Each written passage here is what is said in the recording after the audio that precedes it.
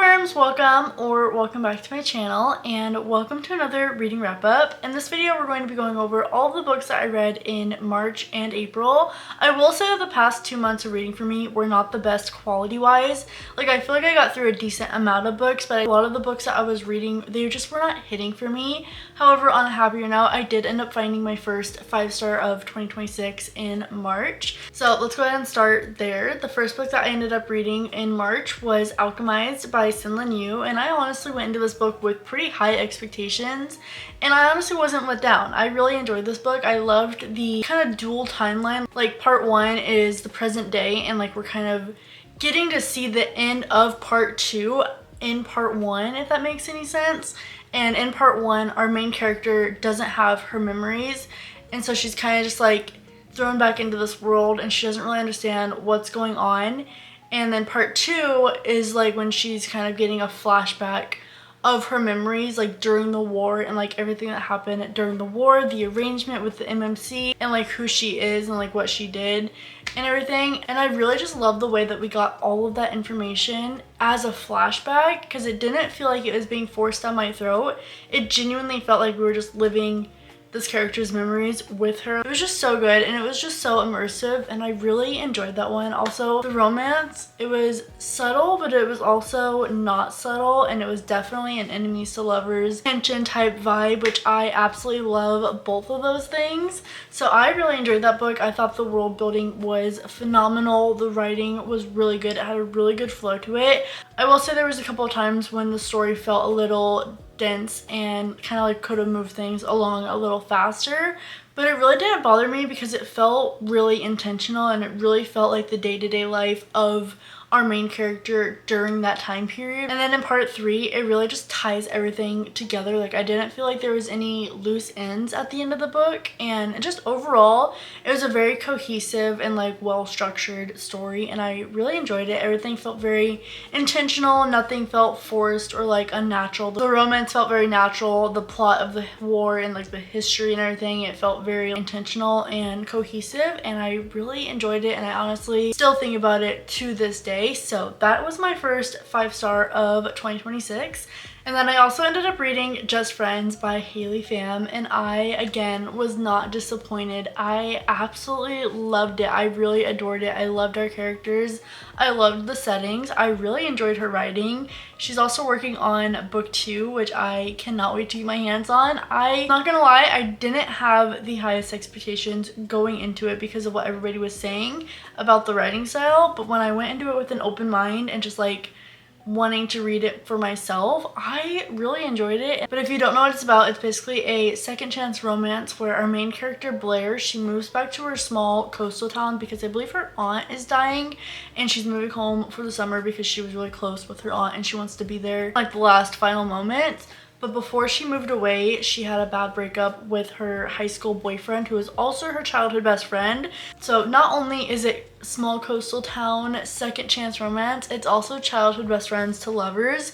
3 of like my favorite things that you could include in a summery romance book, to be honest.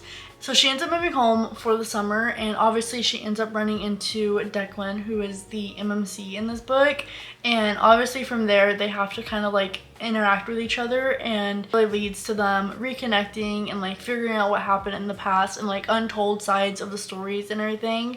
But overall, I really enjoyed it. I thought it was very fluffy, but it also had that emotional depth, like undertone to it, with like grieving, figuring yourself out, because our main character, she's like freshly in her 20s, just graduated college, not sure what she really wants to do with her life, and I just really enjoy that type of writing. The only thing that I would have enjoyed a little more is because we do get a couple of flashbacks to like the past when they were in high school. I would have enjoyed a little bit more of that, just to give their relationship a little bit more like depth and backstory to it. The characters felt natural and the romance felt believable, and I honestly feel like that's one of my biggest issues with romance books, is when the characters are just thrown together because the author needs them to be together as a plot device and not because they have like emotions and like connections tied to them.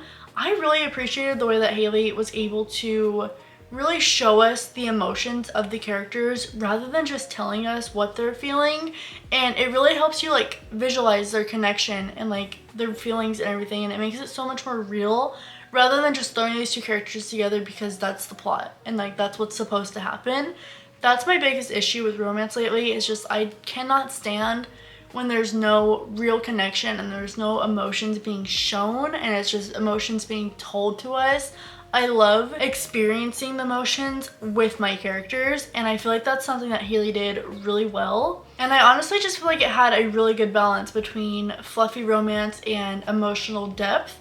And a romance really does need both of those, in my opinion, for it to be a good story. And I feel like Just Friends had both a romantic story as well as emotional depth. So overall, I thought it was really cute, and I ended up giving it 4.5 stars. Okay, and then I have City of Glass by Cassandra Clare. This is the third book of the Mortal Instruments series, and I will say that this is probably the book that grabbed my attention the most in this series. I feel like it was a big turning point in the series, and I feel like our characters and the plot had a major breakthrough in this book. However, I could not care less about these characters if you paid me to. Like, they lack so much depth to me, and like they just are not real people to me, and I hate when there's a wall between me and my characters because then the rest of the story is just like nonsense to me.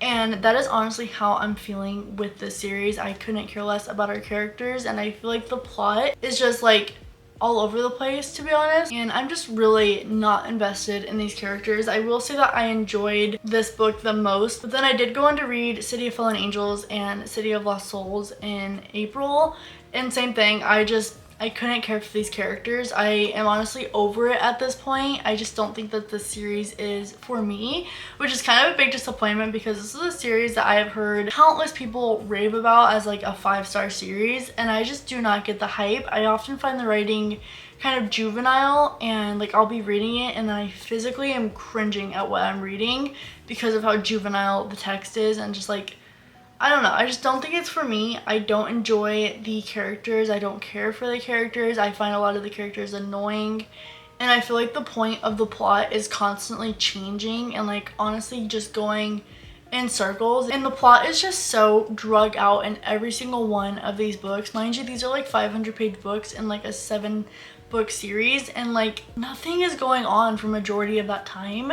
So in my opinion, that gets boring really quick, and it just felt very redundant to me. So overall, I just really do not care for the series. I do have one more book to read in the series. I think it's called City of Heavenly Fire. I think that's the last book of the Mortal Instruments series. I need to finish that one, obviously, because it's the last book in the series. But also I've heard amazing things about the Infernal Devices series, and I think that I will enjoy that one a bit more. I just did not care for these characters. I did not care for this world. I did not care for the plot constantly being changed and moved. I just did not care for it. And I honestly just had a hard time getting through most of these books because a lot of the time nothing was really going on. And it's different when nothing's going on, but it's still like progressing the plot. So I just did not connect to it, and I honestly don't understand the hype for that one. But I do want to read Infernal Devices. I've heard way better things about the Infernal Devices series. I think that the Mortal Instruments series just wasn't for me, in my opinion. And also, not even to mention the countless references of incest. Like, why is that a plot point? Like, there's so many different ways that that could have been done. I don't understand the incest route. Like, even if they're not technically brother and sister, why would you even like that's what bothered me the most. And I think when I read that in the first book, I had a feeling that I wasn't gonna enjoy the rest of the series. But then you get to like the 5th book, and it's like, why is there still like incestual things happening like this? Like, oh, I don't know.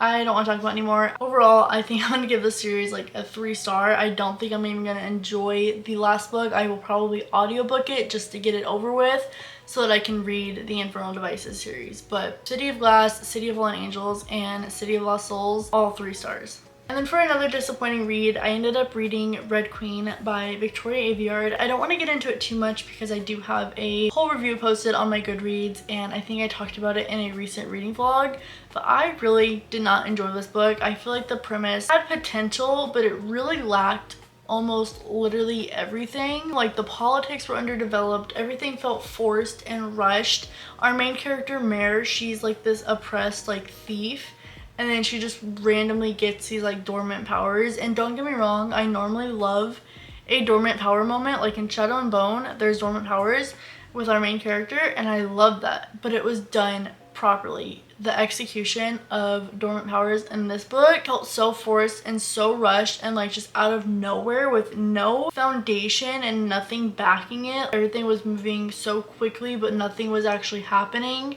And also the romance was so underwhelming. There was literally no chemistry between our characters, and it's supposed to be a love triangle, but that love triangle literally felt like more of a requirement for like conflict rather than the characters actually liking each other and like actually having feelings for each other. So overall, I really just did not enjoy the story. Nothing about it felt organic, nothing about it felt natural. Everything felt rushed and forced, and just like everything was a plot device in this book. And even the twist at like the end, it just did not land for me. It felt like it was being used more like for shock value rather than like something that was carefully thought out and built up throughout the story. Like nothing in the story was like woven together, if you know what I mean. And overall, it just felt very trope heavy with not enough depth to support any of the tropes that were going on, or like no foundation to the story. And it honestly gave me the vibe of if you took the Hunger Games and Red Rising and combined them with like the elements of oppressed society, rebellion, and the royal court. However, none of those ideas were like fully developed or fully grounded in the Red Queen book. And so ultimately I just did not connect to the characters, and I did not connect to the story, which made it very, very hard to stay invested in the story. And I honestly think that the only way that I will continue the series is if I come across the second book at a thrift store. But like even then, I don't know if I want to continue it because I just really did not enjoy the first book, and I really don't see it getting any better with the way that the first book was set up. So I did end up giving this book 2 stars. And then I read Everything I Know About Love by Dolly Alderton. This was another big disappointment for me. I feel like it was more about everything she knows about being single and destroying her life rather than everything she knows about love. I didn't take away a single thing that she knew about love except for the end where she's talking about female friendship, and then even that felt very surface level to me, and I honestly just did not relate to the story whatsoever, which made it very hard to connect to the main character and to connect to the story that she was telling. And it also just felt like it was all over the place. I would say that the only thing that I enjoyed about this book was reading about the female friendships, and I also enjoyed how it started when she was a teen and ends when she's like 30. I just don't think that there was anything in there about what she knew about love. Like I took literally nothing away about love from that book. It was literally just all about her being single and like guy hopping and bar hopping.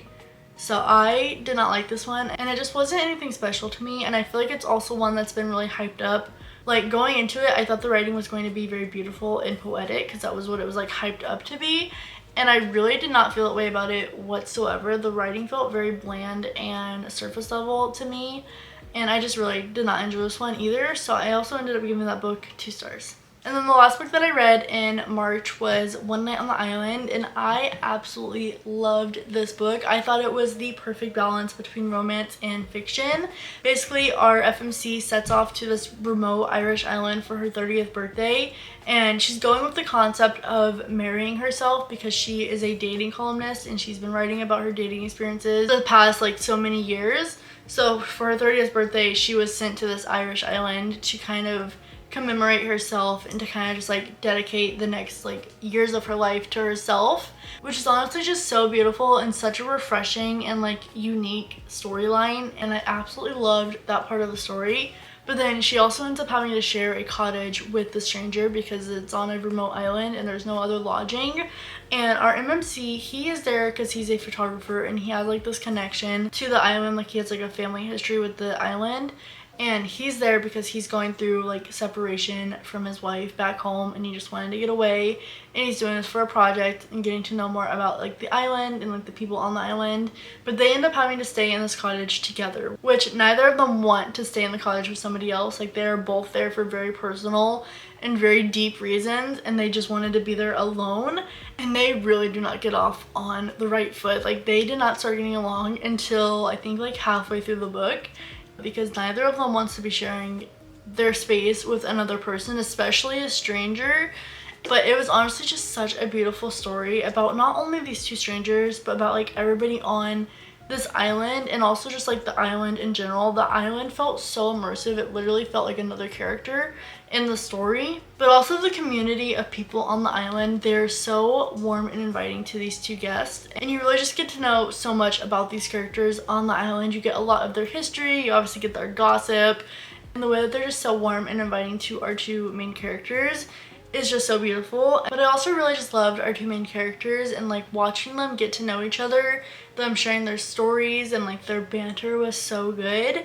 But also just their connection felt so raw and so genuine and natural, and it honestly evoked a lot of emotion out of me. So with that all being said, I did end up giving this book 5 stars, and I do still think about it to this day.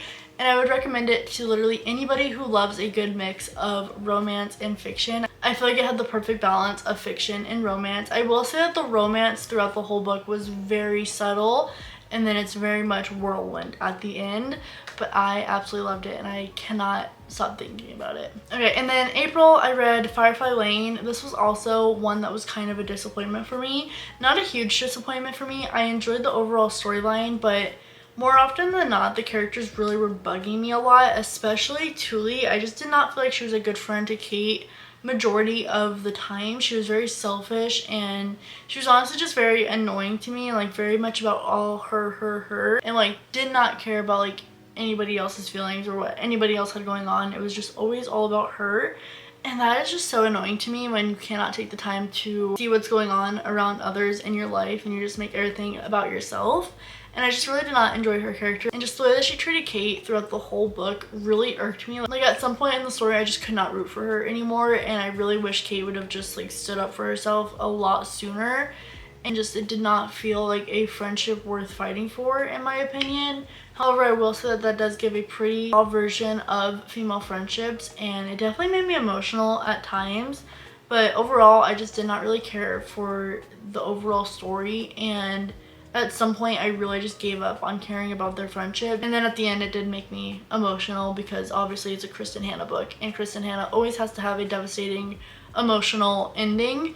But I really just didn't enjoy it as much as I thought I was going to. I didn't really feel the urge to pick it up when I was reading it as well, and I just did not connect to the characters in this one either. So I ended up giving this book 3 stars. And then I also ended up reading Jane Eyre. I did listen to the audiobook of this one, and I enjoyed it, but I don't think it was anything special to me. I feel like it was exactly what I expected with a gothic, somewhat romance classic.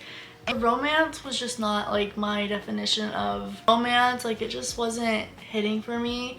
I will say I enjoyed the twist at the end, but overall it was just nothing special to me. Nothing really stood out where I was like heart spooning or anything like that, and it was just very much like, again, girl stand up type of feelings for me. But I will say that there was a couple of good like quotes and messages and themes throughout the story. It was just nothing special to me, so I did end up giving that book 3 stars as well.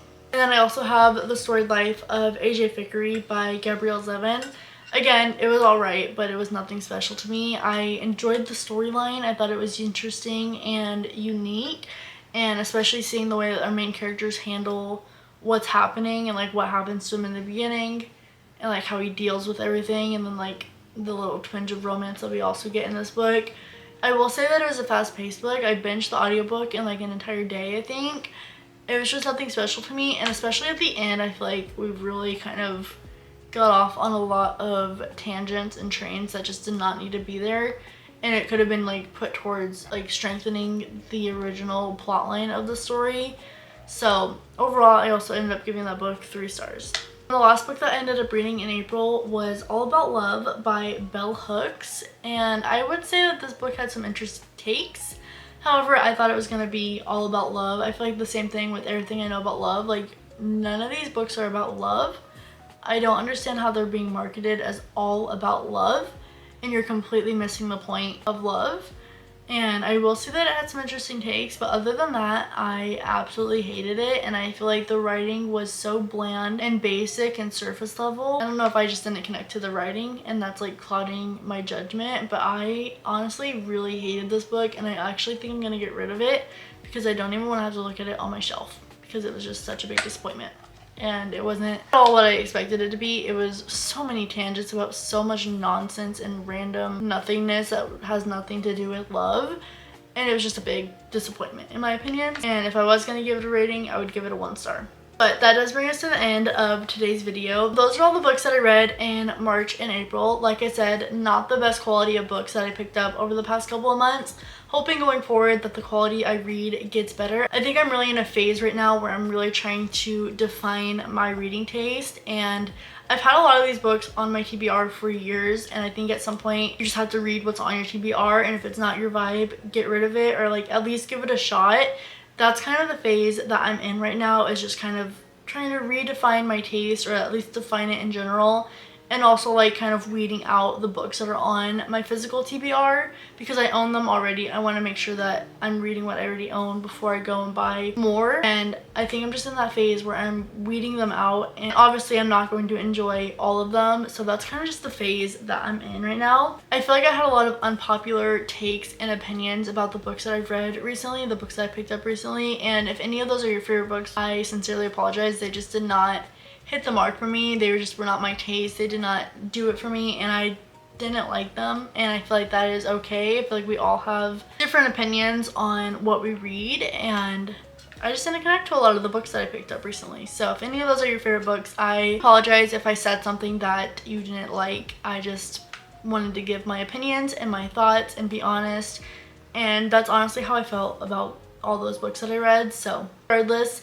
those are all of the books that I read in March and April. Hoping for some better quality reads going forward. If you have read any of them, I would love to hear your thoughts on them as well. Otherwise, thank you so much for watching. I hope you enjoyed today's video. If you did, don't forget to like, comment, and subscribe, and I will see you in my next video. Bye!